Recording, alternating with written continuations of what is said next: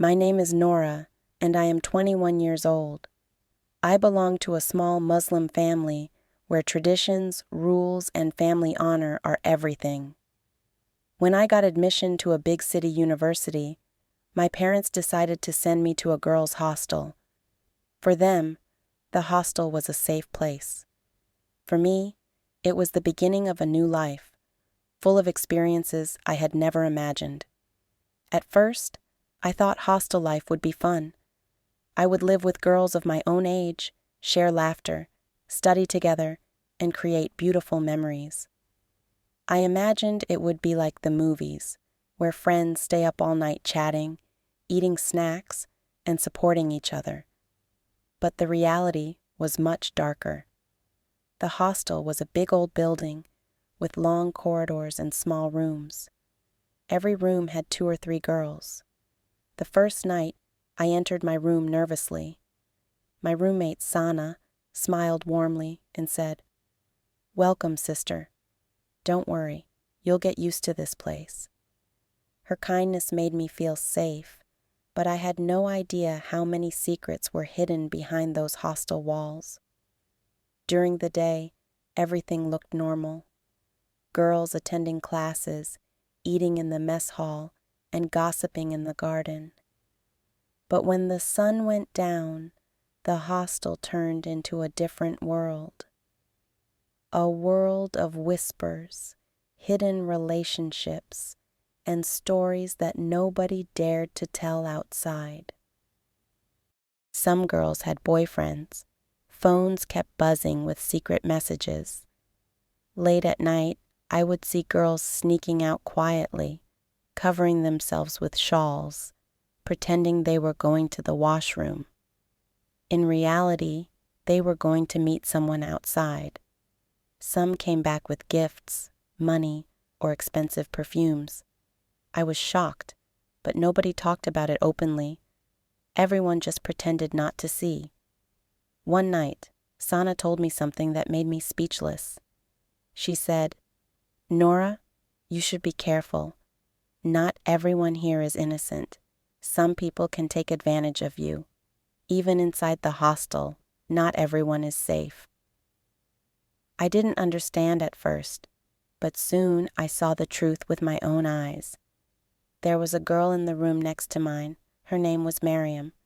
She was beautiful, quiet, and always kept to herself. One night, I heard noises from her room, like crying, mixed with whispers. At first, I thought she was sick, but when I peeked through the half-open door, my body froze. A man, most likely a security guard, was inside her room. Miriam's face was full of fear. She tried to push him away, but he forced himself closer.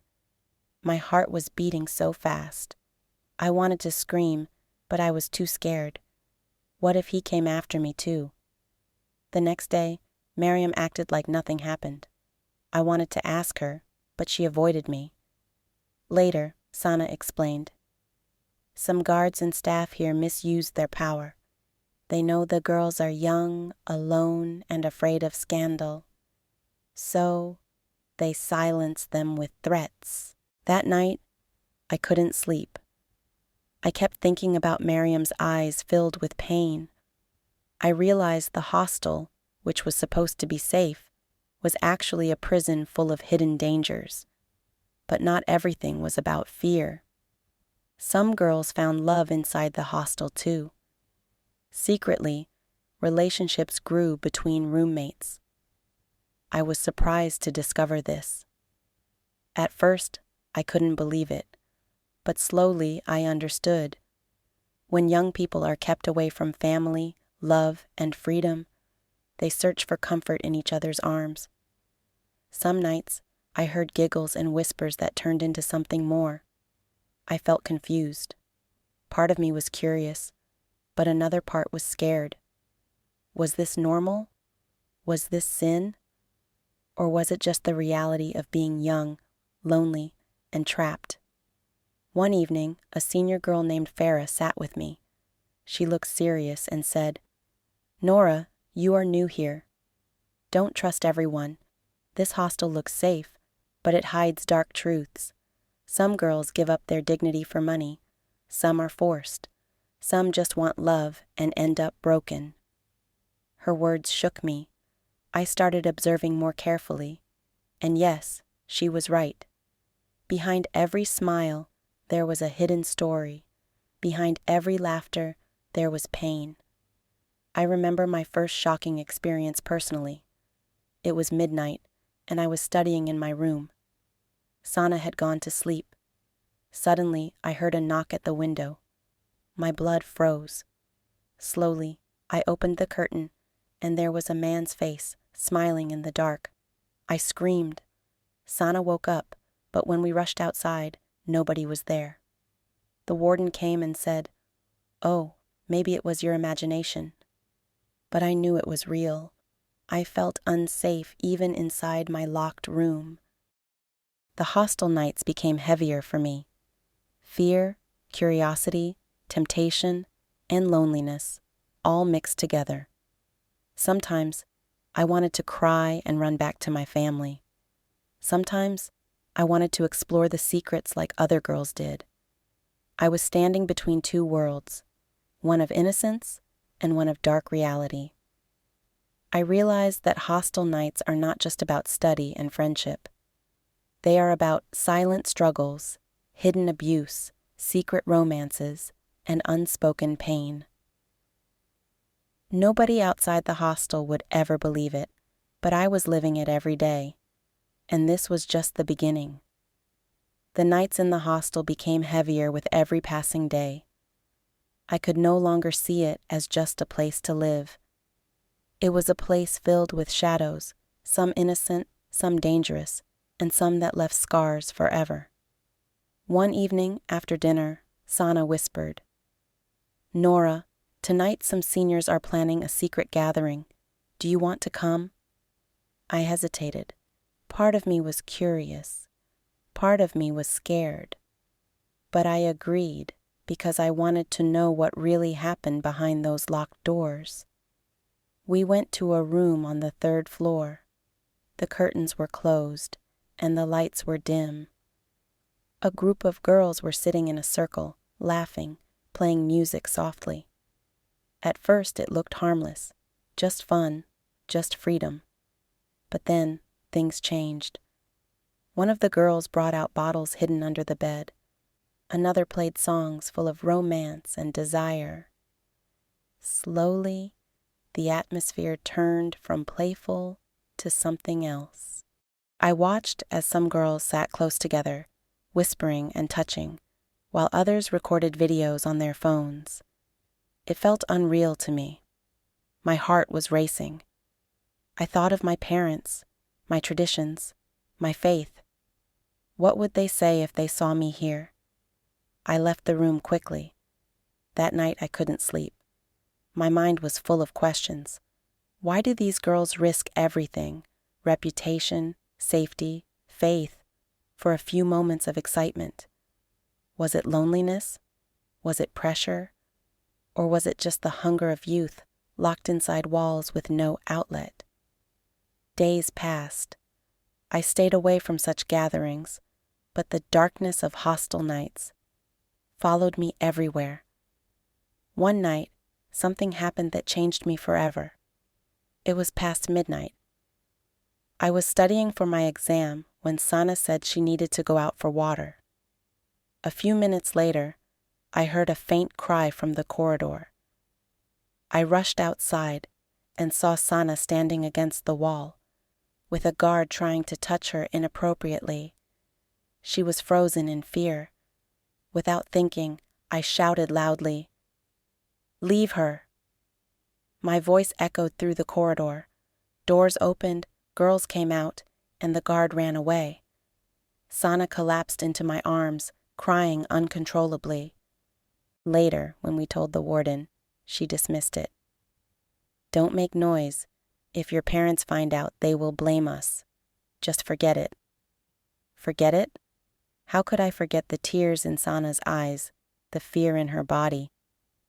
That night, I realized the most painful truth. The hostel was not only unsafe, it was also silent. Nobody wanted to raise their voice. Nobody wanted to face the truth. After that, Sana changed. She became quieter, withdrawn, as if her spirit was broken. I tried to comfort her, but some wounds are too deep to heal with words. Meanwhile, I noticed other girls facing their own battles. Miriam, the girl next door, was secretly meeting the same guard who once harassed her. I was shocked. Why would she do that? One night, I asked her. Her eyes filled with tears as she said, "Nora, I don't have money for my fees. He helps me. In return, I give him what he wants." Her words stabbed me like a knife. She wasn't guilty. She was helpless. Society would call her names, but nobody would see her pain. The hostel was full of such untold stories. Some girls gave up to survive, some experimented out of curiosity, and some remained silent prisoners, like me. One evening, while sitting alone on my bed, I asked myself, is this what education means? Leaving your home, your values, and living in fear and secrets? I wanted to escape, but I also knew escaping would not change the truth. This was not just my story. It was the story of thousands of girls hidden behind hostile walls. Then came the night that shook me to my core. The lights went out suddenly. It was a power cut. The corridor was dark. The building was silent. I stayed in my room, but I heard footsteps outside. Suddenly, my door handle moved. My blood froze. Someone was trying to open it. I pushed the bed against the door, praying under my breath. The sound continued for a while, then disappeared. When the lights came back, I found a note slipped under my door. It said, "Come to the rooftop if you want to be safe." My hands trembled. Who wrote this? Was it a warning or a trap? I never found out. I tore the paper into pieces and cried the whole night. That was the night I made my decision. I called my mother the next morning and begged her to take me home. At first, she was surprised, but when she heard my voice breaking, she agreed. A week later, I left the hostel forever. Now, when I look back, I realize hostel nights are full of hidden truths. Some hot, some abusive, some romantic, some tragic. But the common thread is silence. Girls suffer, explore, fall, and rise, but very few ever speak out. So today, I am speaking out, not to shame anyone, but to tell the truth. Hostels can be dangerous if there is no proper system, no respect, no awareness. Girls need protection, guidance, and safe spaces, not prisons of fear. Society must stop blaming victims and start listening to their voices. Yes, I lived through dark, hot, and painful nights in the hostel, but I also learned something powerful.